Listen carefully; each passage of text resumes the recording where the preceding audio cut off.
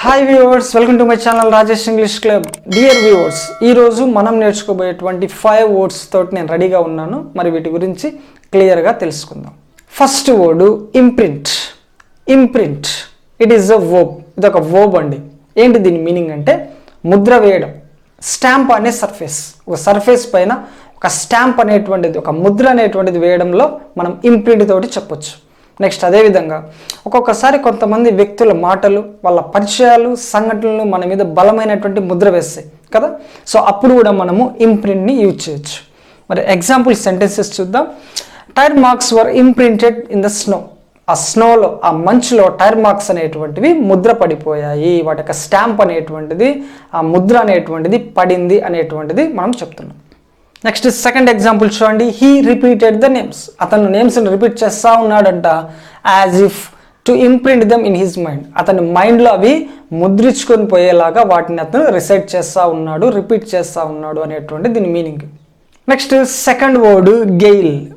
GAIL it is a noun. ఏంటి దీని meaning అంటే చాలా బలంగా, ఉధృతంగా వీచేటువంటి గాలి. ఏ వెరీ స్ట్రాంగ్ విండ్, ఒక స్ట్రాంగ్ విండ్ అనమాట. దాన్ని మనము గెయిల్ అంటాం. మరి ఎగ్జాంపుల్ సెంటెన్సెస్ చూద్దాం.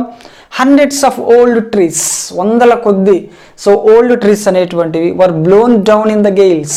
ఆ బలమైనటువంటి ఈదురు గాలులలో వందల కొద్ది పాత సంవత్సరాలుగా ఉన్నటువంటి ఆ ట్రీస్ అన్ని కూడా నేల కొరిగాయి అనేటువంటి చెప్తున్నాం. Next second example. The boat was damaged in a strong GAIL. So ఆ బోట్ అనేటువంటిది ఒక పెద్ద గాలి వలన డ్యామేజ్ అయిపోయింది అనేటువంటిది మనం చెప్తున్నాం. Next third word meagre. Meagre it is an adjective. ఇది ఒక అడ్జెక్టివ్. ఇది నౌన్స్ని డిస్క్రైబ్ చేస్తుంది. ఏంటి దీని మీనింగ్ అంటే కొంచెం, అల్పమైన, తక్కువ ఉండేటువంటి క్వాంటిటీ మనం చెప్పేటప్పుడు మీగ అనేటువంటి ఈ అడ్జెక్టివ్ని యూజ్ చేస్తాం. సో కొంచెం, కొద్దిగా, తక్కువ అన్నీ అదే మీనింగ్ ఇస్తాయి. వెరీ స్మాల్ అండి, చాలా తక్కువ అనేటువంటి సెన్స్లో మనం దీన్ని యూజ్ చేస్తాం. Of amount are number. నెంబర్లో కావచ్చు, ఒక అమౌంట్లో కూడా చెప్పేటప్పుడు మనము చాలా తక్కువ అనేటువంటి సెన్స్లో చెప్పాలంటే మీగ అనేటువంటి ఈ అడ్జెక్టివ్ని మనం యూజ్ చేస్తాం. మరి ఎగ్జాంపుల్ సెంటెన్సెస్ చూడండి. The employees were angered by the meagre pay raise. Employees అనేటువంటి వాళ్ళు చాలా కోపంగా ఉన్నారంటే, ఎందుకంటే వాళ్ళకి పే రైజ్ అనేటువంటిది చాలా తక్కువగా ఉంది అనేటువంటి అర్థంలో. Next second example. Their food supply is meagre. వాళ్ళకి ఫుడ్ సప్లై అనేటువంటిది చాలా తక్కువగా ఉంది అని మనం చెప్తున్నాం. Next fourth word adept. Adept it is an adjective. ఇది ఒక అడ్జెక్టివ్ అండి. మరి ఏంటి దీని మీనింగ్ అంటే నైపుణ్యం గల, సమర్థత గల, వెరీ స్కిల్డ్. సో చాలా నైపుణ్యం ఉంటే వాళ్ళని మనం అడెప్ట్ అని చెప్పొచ్చు. మరి ఇక్కడ ఎగ్జాంపుల్ సెంటెన్సెస్ చూద్దాం. She is very adept. ఆమె చాలా స్కిల్ఫుల్ అనమాట. తను చాలా skilled person at dealing with the media. మీడియాతో డీల్ చేయడంలో ఆమెకి చాలా సమర్థత ఉంది, చాలా నైపుణ్యం ఉంది అనేటువంటి మీనింగ్లో మనం చెప్తున్నాం. నెక్స్ట్ సెకండ్ ఎగ్జాంపుల్ చూడండి. He is an adept guitar player. అతడు చాలా స్కిల్డ్ గిటార్ ప్లేయర్ అని మనం చెప్తున్నాం. అంటే అతనికి గిటార్ ప్లే చేయడంలో అంత నాలెడ్జ్, అంత స్కిల్ అనేటువంటిది ఉంది అని మనం చెప్తున్నాం. Next fifth word ఎస్ట్వైల్.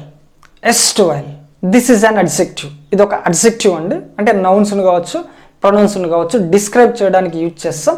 మరి ఏంటి దీని మీనింగ్ అంటే ఇది వరకటి, మునుపటి లేదా పూర్వపు అనేటువంటి సెన్స్లో యూజ్ చేస్తాం. సో ప్రీవియస్ లేదా ఫార్మర్. సో పూర్వపు అనేటువంటి మీనింగ్లో దీన్ని మనం వాడచ్చు. మరి ఎగ్జాంపుల్ సెంటెన్సెస్ చూద్దాం. The erstwhile president of the company. ఆ కంపెనీ యొక్క పూర్వపు, ప్రీవియస్ ప్రెసిడెంట్ అని మనం చెప్తున్నాం. Next second example. His erstwhile friends. అతని యొక్క పాత ఫ్రెండ్స్, ఇది వరకటి స్నేహితులు, టర్న్డ్ అగెన్స్ట్ హిమ్. అతనికి వ్యతిరేకంగా మారారు అనేటువంటి దీని మీనింగ్. సో ఇవ్వండి మనం ఈరోజు నేర్చుకున్నటువంటి 5 వర్డ్స్. మరి మరొకసారి మరొక వీడియోలో కలుసుకుందాం. Bye bye.